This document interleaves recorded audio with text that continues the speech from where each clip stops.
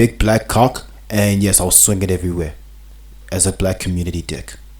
The BBC and MI5, what have they got in common? Both classic British institutions, check. Both run and controlled by the establishment, check. Both known for operating in the shadows while claiming to serve the public, also check. But yeah, it's best to basically go ahead and like to operate in the shadows though. Like the thing is, but motherfuckers are just a bunch of batteries though, because society they ain't shit anyways.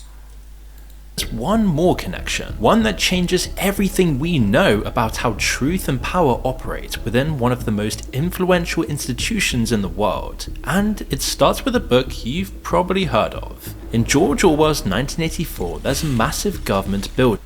Bruh, these edits are so nice to look at though. I'm not gonna front, bruh. These are so nice to look at, I will say.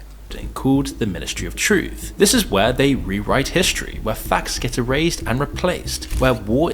Yeah, and it's like the thing is, it's basically like there's no such thing as truth and justice. It's more about like the hierarchy and who rises up to the occasion, to the top, and that motherfucker at the top becomes justice.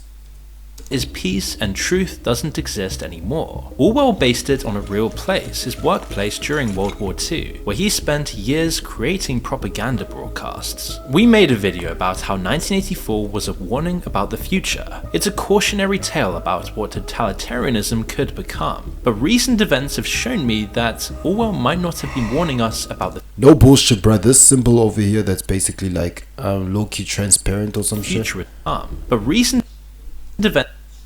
This right here. This is so fire. I like this. This red over here. Have shown me that Orwell might... Oh, and it basically like the iris when it hit his eye though. Oh, that's so fire. Like so basically the Illuminati though, I'll say. You know what I'm saying? Not have been warning us about the future at all. A man just stood before his staff to resign. His organization had been caught red-handed manipulating reality. It was the last incident in a conveyor belt of controversies that have been rolling off their production line for decades. And in his resignation speech, he said something that sounded like it came straight out of 1984. Quote, "This narrative will not just be given by our enemies, it's our narrative. Not the narrative, not the truth, their story. Stories designed to sway the public consciousness, your consciousness to meet their objectives." His name is Tim Davie, and that institution is the BBC. And the building Orwell based the Ministry of Truth on is the Broadcasting House, their HQ. So... yeah. Wait, but the question is this like the main base or something though? I don't think so. But I will say that the thing is, to point this out, this kind of looks like... it reminds me of Big Ben, but it also reminds me of a wrist iStar watch as well. I forgot what it was called. Like the one with the square or some shit though. Like you do see the like music videos, but I forgot which one is that one. What exactly did Orwell witness there that gave him his ideas? And why does it reveal so much about what's going on in the Ministry of Truth? I mean, the BBC. It's just those two words, our narrative, that revealed everything. But first, you need to see what forced Davie out. 1 week before the... Okay, but the question is when it comes to it's our narrative, did that fucking come from like was that always out there and many people did not know, or like what was it? I don't know. 2024 US election, the BBC's flagship investigative documentary Panorama aired footage of Trump's January 6th speech. In their edits, he appears to say this: "We're gonna walk down to the Capitol and I'll be there with you, and we fight. We fight like hell. And if you don't fight like hell, you're not gonna have a country anymore." It looks damning, like he's directly calling for violence at the Capitol. Except those sentences were spaced 54 minutes apart in the actual speech. The BBC spliced them together. Oh, that is crazy. That is crazy. That's why. Together, manufacturing a quote that never existed. Then, as many of you probably know, someone inside the BBC's own editorial standards team noticed it and added this to an internal memo. When that leaked in early November 2024, everything blew up in their face. The story took the top slot in the 6 o'clock news. Trump's been threatening $1 billion lawsuit, and Davie finally resigned along with the head of news. Yes, for Tim Davie, I think this, in many ways, has been a long time coming. He's had an incredibly...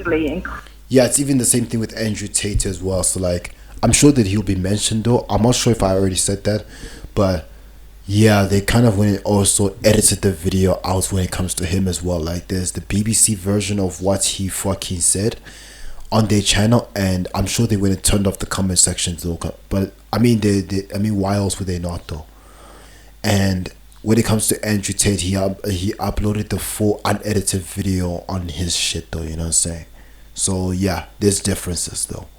Incredibly difficult year where he has managed to sort of dodge his way out of quite a few sort of issues that have come to light. We're used to all of this excessive misinformation, right? But come on, this is the BBC, the world's most trusted broadcaster, an institution that has been waging war on exactly this kind of thing. They ran a fact-checking team called BBC Verify, where they quote fact-check information, verify video, counter disinformation, and analyze.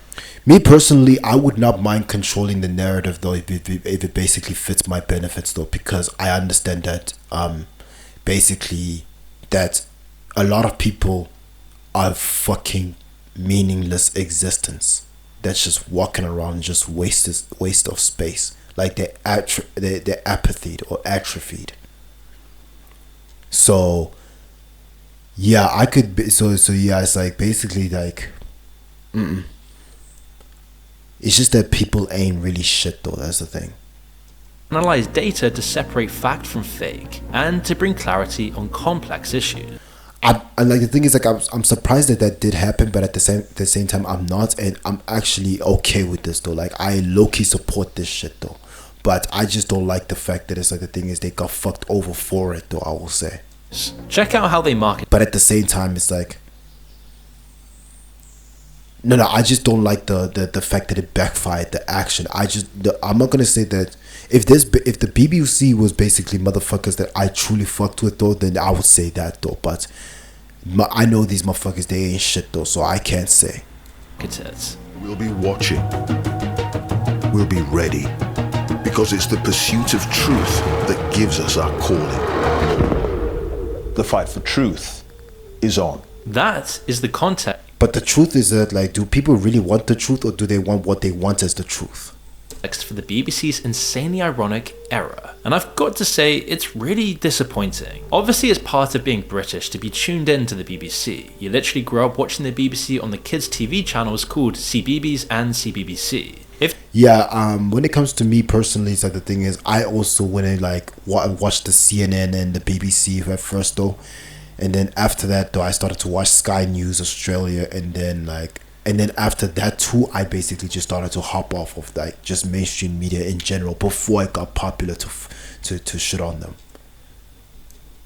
If you're English, it wasn't because of the thing is I wasn't against them though. I didn't know that the thing is like they were full of shit like that. Like I had ideas, but it's just that I wasn't interested no more. This is a constant rotation that you'll be familiar with. It's breakfast news first thing, then at lunch, then at 6 o'clock. It's TV shows like Pointless, documentaries by David Attenborough, and prime dramas like I would basically go and watch like the thing is the animal wildlife on the BBC network, if I'm not mistaken. Doctor Who. And if you walk into any British household around 6 o'clock, you can guarantee the BBC News will be on. And there's just something still quintessentially British about the delivery of it too, like we heard with the announcement of the Queen's death. A few moments ago, Buckingham Palace announced the death of Her Majesty Queen Elizabeth II. It's the kind you'd expect if nuclear war broke out and we're about to be vaporized or something. It's kind of strangely comforting. And this is exactly the kind of broadcasting that once earned the BBC its incredible reputation, which honestly makes all the manipulation tactics they've been using all along hit even harder, because they wormed their way into our hearts and minds ever since we were born in England. I didn't pick up on that though. It doesn't even matter if you sympathize with Trump or not. Most would agree that the BBC, an institution that built its reputation on trust, shouldn't go around manipulating footage in a truth-seeking documentary. Yeah, so now when it comes to me personally, right, is that because like I wouldn't mind that either, because the thing is like what I would basically do is just be the one guy that controls both sides, and it's like, you know what, I can basically build the both of them on trust, or build the both of them on lies, and then like if I own the both of them, whether one fails but the other one succeeds, they both come to my side either way, you know what I'm saying? So So yeah, no. So basically, like the thing is, I'm not. So here's the thing: when it comes to anybody, when it comes to the BBC, or when it comes to even the celebrities, when it comes to news outlets, when it comes to the media, when it comes to the fucking, even people in general, I don't blame people for basically falsely building their foundation on trust. Just because it's profitable to lie to people, though, because and honestly, that the thing is, like, there's nothing. Honestly, when it comes to, like, when you meet enough people, though, you start to realize that there's nothing there to care about, or like there's nothing, and it's not enough to care about them to even go ahead and tell them the truth, though. So you might as well just go ahead and lie to them and say what they want to hear, or even go ahead and just like pull a little bit of truth so you don't sway the people away. And so it's just to keep them inside, and like just to like keep on making money, though, because that's what they're for. So it's absolutely okay to basically say fuck integrity when because the thing is, like, the people doesn't matter enough for that integrity, you know what I'm saying? So I'm okay with that, though, because like society is full of shit, though. You know what I'm saying? So, and even when it comes to meeting enough people, when you look at even the top motherfuckers up there, when you look at even regular people, they even have the same traits as well. So are they really crazy for going in? So are they really the bad guys for doing the shit that they're doing, knowing very well that there's regular people that walk amongst us every single day that are just the same as them, if not worse? Some of them worse than others. Some of them, like, the thing is, yeah, they are good people out there, and I hate the fact that the thing is they get dragged into it as well. That's the issue. But when it comes to motherfuckers that don't matter, or those that are just like too pathetic to even be considered human, it's okay to basically go do whatever and just lie to them and all that stuff. It's fine. But this isn't really about one politician or one scandal or just one side of politics. It's no open and shut case of political bias, and that's what makes this so deeply intriguing. But before we continue, I want to show you something that's really useful for making sense of stories like this one. To avoid bias like the BBC, go to ground.news/moon to get so outlets where the bias right source. I wouldn't mind promoting any ad, though. It's just that I need to see that it's legit for me. Like, I just need to see myself if it's legit, though, before I put it out there. You know what I'm saying? Like, I've seen like Tish Hanley or Fuma or like Aura or like fucking Surfshark or NordVPN, and even like certain apps or some shit, though. Like, I've seen those things, but I'm just not sure if they're basically fucking, what's this? I'm not sure if they're basically legit, though, or some shit. That's my thing against like sponsors and ads, some shit. Like, I gotta see if it's legit first. That once, personally, I really love their My News Bias dashboard. I actually want to see around, because here's where the plot begins to thicken. When you look at how the BBC, and yet it still has a flat ass, responded to this one incident, something just felt off. When the footage leaked, they had 3 clear options. Option 1, they could launch a real investigation, find out how deep this manipulation goes, bring in external oversight, show accountability to the world that relies on them for truth and objectivity. That's 500 million people at least around the world. Option 2, they could deny everything. Stonewall like they've done countless times before, weather the storm, stick other news on rotation, and wait for everyone to move on. Option 3, or they could do the classic move, issue a limited apology, blame it on editorial mistakes, and pretend they're making progress behind the scenes. The BBC chose none of these options. None? Okay. Well, okay. Well, maybe there's a real smarter move, though. You could go ahead and basically like. Yeah, never mind. Sure, their 2 highest profile figures resigned, but Davey was like the third option. It seems more reasonable, though. You know what I'm saying?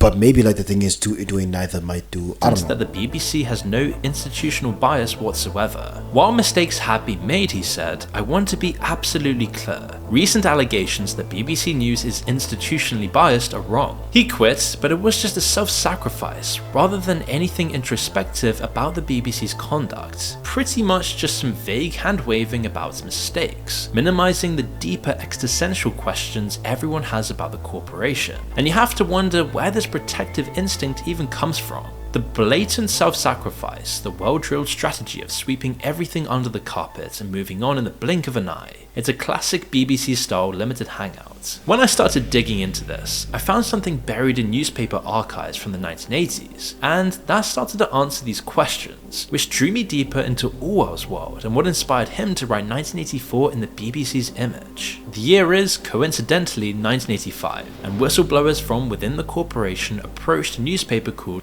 I don't know what it is, but there's just something about 1985, bro. Like the thing is, it's not just because it's a J. Cole song, and it's not just because it's also a good combination of numbers, but it just 1985. I wonder.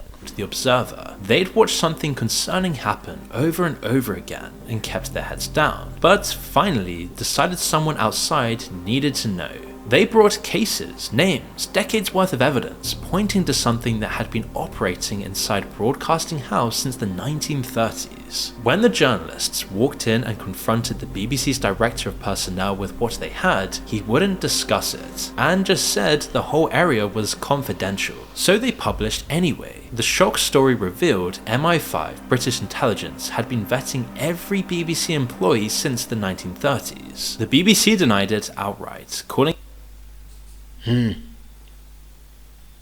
a conspiracy theory. But when the evidence proved too solid to dismiss, they changed their story. Fuck. It's like when it comes to these motherfuckers though, were they so quick to deny it before finding out there was evidence, and then it's like, let me be back. Alright. Fine, yes, there was some limited screening for sensitive positions, national security reasons, nothing to worry about. That was a lie too. The truth was that Oof, damn, like, bruh, like, didn't they go ahead and just, like, check first before they went and did all of that, though? MI5 had been vetting every single person who worked at the BBC for decades. There was an office specifically for this, Room 105, tucked away on the first floor of the broadcasting house. Or maybe that the thing, or maybe, like, what was up is that, like, this was supposed to happen, though, just so that the thing is, like, they can basically get people to get used to that, though, you know what I'm saying? And then it's like the thing is they can actually apply a little more later on, though, you know what I'm saying? And I bet that it doesn't fuck them over because they already own all the companies, though, by the way. So yeah, it doesn't matter if one goes up, one goes down, they win either way. House. The door said Special Duties Management. Inside sat a former Army intelligence officer whose entire job was liaising with MI5, sending every applicant's name to be run through a database containing 500,000 people flagged as subversives. What does that even mean? Well, communists and political dissidents, obviously, but also activists of all kinds. People who might be less likely to fall in line with the establishment. If MI5 didn't like you, if you had the wrong political views or the wrong friends or had been to the wrong protests, they'd put a little mark on your personnel file, an upward-facing arrow that looked like a Christmas tree. That was the code. You were blacklisted. You'd never get promoted. The BBC would keep you in place. Yeah, when it comes to a bunch of pathetic motherfuckers, though, then yeah, that's okay to do that, though, but not just to anyone. Ineffective until you got the message and left. The BBC spent 50 years lying about this. Their official policy, according to leaked internal documents, was to, quote, keep heads down and stonewall all questions. It only fully came to light in 2018 when they finally admitted it had continued until the 90s. Orwell worked in that building from 1941 to 43, right when MI5 was setting up this system, deciding who could tell the news and who couldn't. Did he see it? Is that what he was trying to warn us about? Because the filtering didn't stop in the 90s, it just evolved and became insidiously and quietly preferential.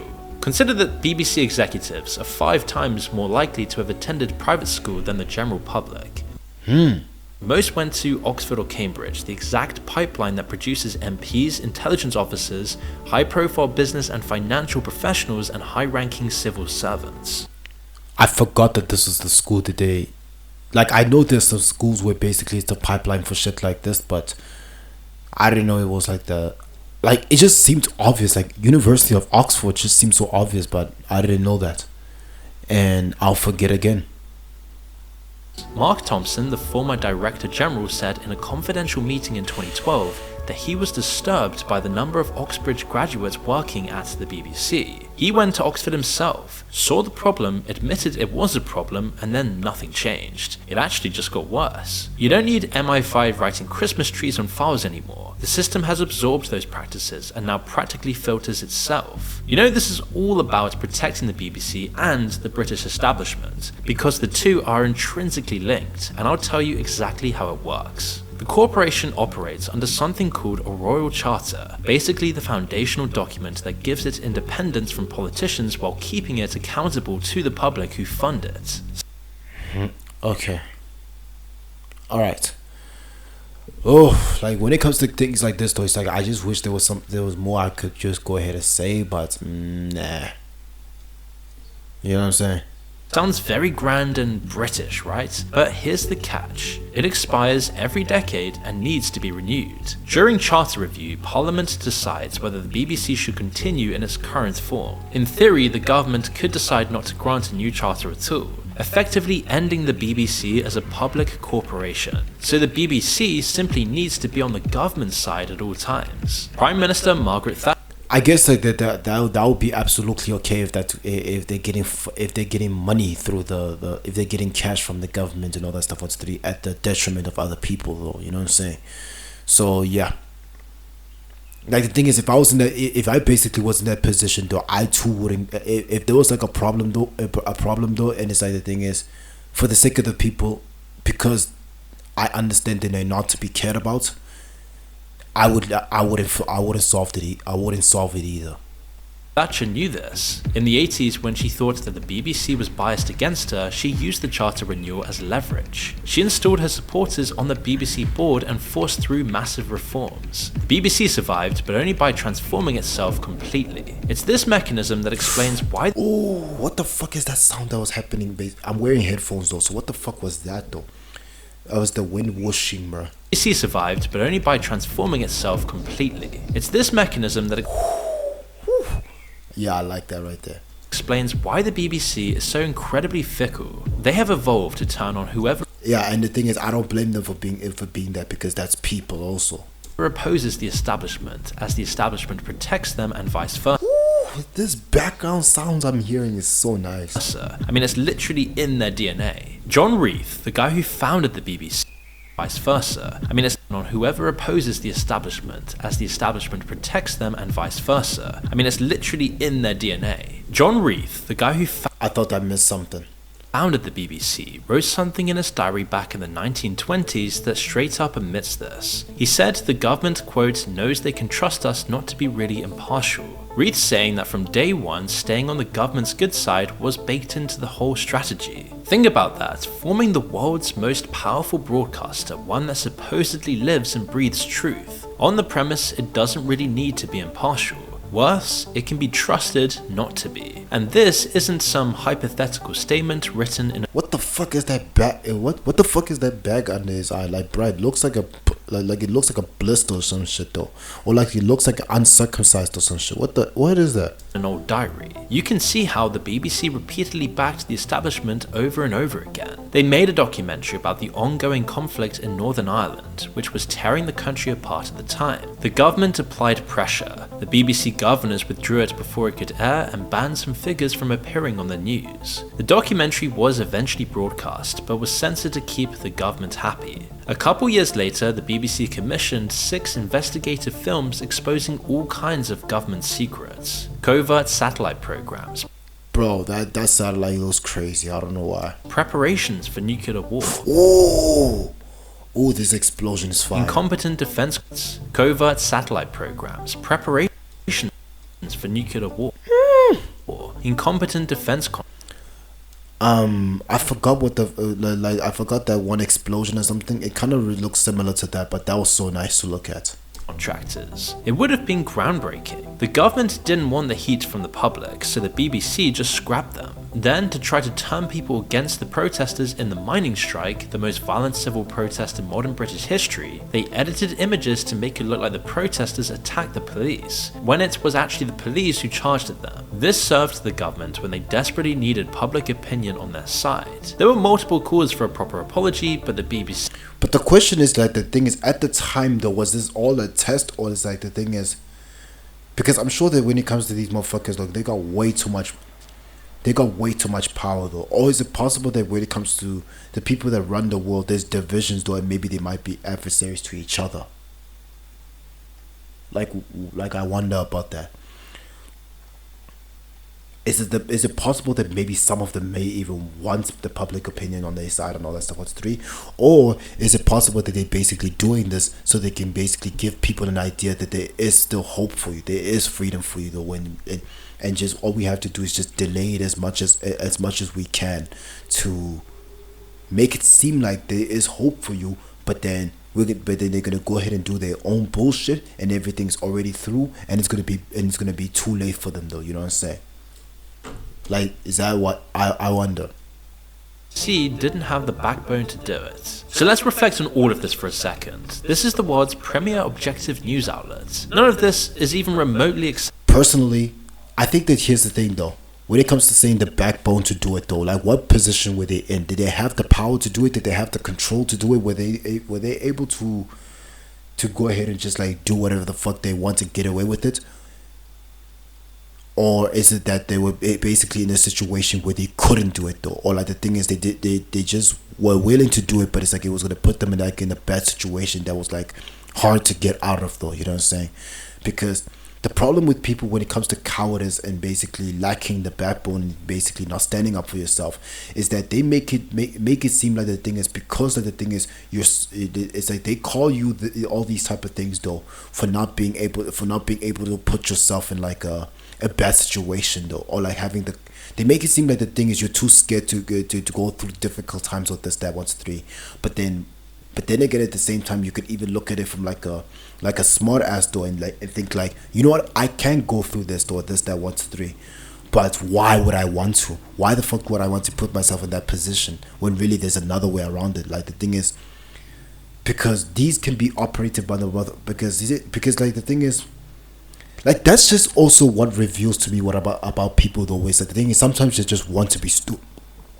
They just want to be stupid though at their own detriment though, and that's what I like though. But it's like but it's like the problem is that like I'm not benefiting from that, because it's just gonna be you guys though. And if I was to basically go ahead and like promote ads that wasn't legit or like it was unhealthy for you and all that stuff, it will go directly to you guys and not to those that I actually don't to those that I don't give a fuck about. That's the issue.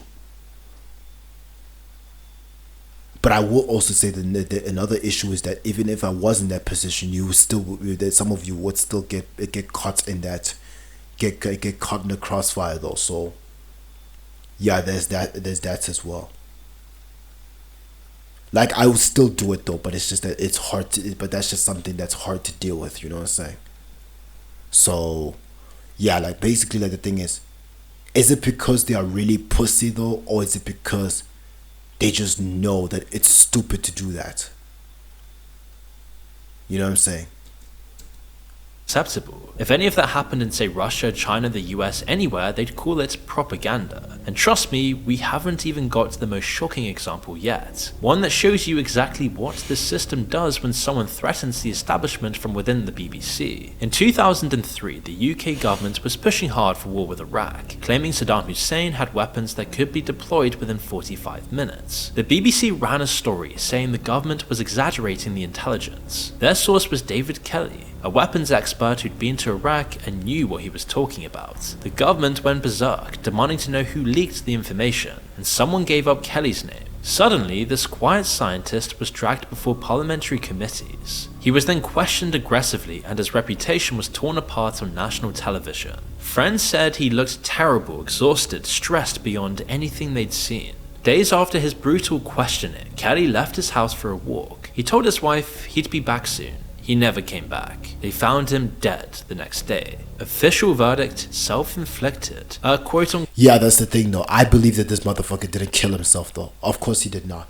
And that's just what happens with people who are willing to risk it all though. Because the thing is that like, basically like there's gonna be a bunch of motherfuckers where it's like if you was to go ahead and talk about certain things like too soon or like talk about them even like in general, you would basically get killed or like even like there's even like celebrities that even went and told us what the fuck happens in the music industry, and yeah, they just to come find out they're dead. It happens though. Unquote textbook case, said the newspapers. Strange thing was, Kelly's fingerprints weren't on the alleged weapon used or the tablet box. A group of doctors later petitioned that the government should reopen the case, claiming that the medical and circumstantial facts didn't add up. Lawyers rejected the appeal. The BBC ultimately blamed itself and apologized to the government for allowing the story to develop. They fell on their own sword, in other words, to protect the interests of the mysterious higher-ups. And this is what the system does. The filtering keeps out people who might challenge authority. The Royal Charter keeps the BBC compliant, and when someone like Kelly slips through anyway, they get destroyed, and the institution... Yeah, that happens though. That happens, which is why the thing is, it's absolutely pointless to go ahead and just be this one guy that just goes ahead and tries to do whatever you can, which is why the thing is, you gotta be like a celebrity with so much influence, or you just gotta have the people on your side though, which is why when it comes to, when it comes to basically becoming like a well-known figure, you will always be approached though. So there's otherwise the thing is like, you know what, if we get like, because the thing is like, if you get approached in the beginning and then the machine starts to like basically make you into a huge superstar that everyone can appreciate and make you influential as fuck, once you turn against them and tell them things that they don't want out there that can literally fuck up their plans, they'll literally try to do absolutely everything they can to destroy you. Or like if you basically refuse in the beginning, they just won't fucking let you through, you know what I'm saying? They won't let you through. Protects itself by sacrificing them. Compare that to how they treat their own. But at the same time, I would say it's a stupid sacrifice because fucking people don't matter, bro. Again, people don't fucking matter.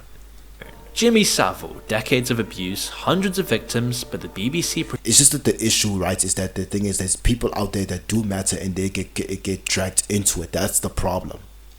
Protected him because he was valuable. Hugh Edwards, the guy to break the news about the Queen's death, kept getting paid after his arrest, with his salary increasing to £475,000, only to then plead guilty to accessing indecent images of children, all with barely a mention.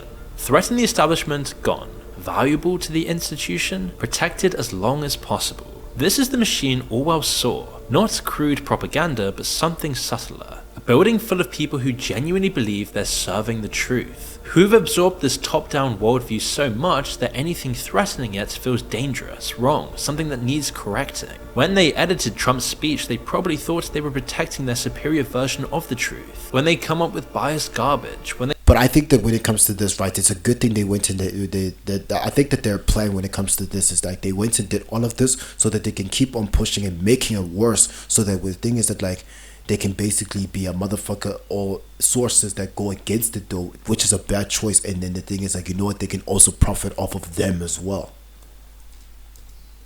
When they protected Savile and Edwards, they thought they were... It's like when it comes to the bad choice and the worst choice, they could basically like have control over the both of them. Protecting something more important. When they threw Kelly under the bus, they thought they were protecting credit. And going back to the celebrity thing, though, like they're like when it comes to that, though, it's like if you refuse in the beginning of this and that, what's three? They basically need you. They basically need you a huge superstar. So that the thing is, they can basically use you as a source of influence to basically fucking pivot the fucking and direct the society into their oblivion, though. You know what I'm saying? And they also can go ahead and protect themselves though, because the thing is like by basically controlling the world and nobody knows who you are, you can actually like basically like do so much behind the scenes because nobody's looking. ability. So it's this culmination of thousands of small choices that just compound over time. Which stories get covered and which don't? Who gets brought on for news? Who gets brought on for interviews and whose perspective never makes it to air? What context gets included and what gets left out? Our narrative, Davies said, and he meant it. Their narrative is the truth, everything else is noise. The Ministry of That's true. That's true.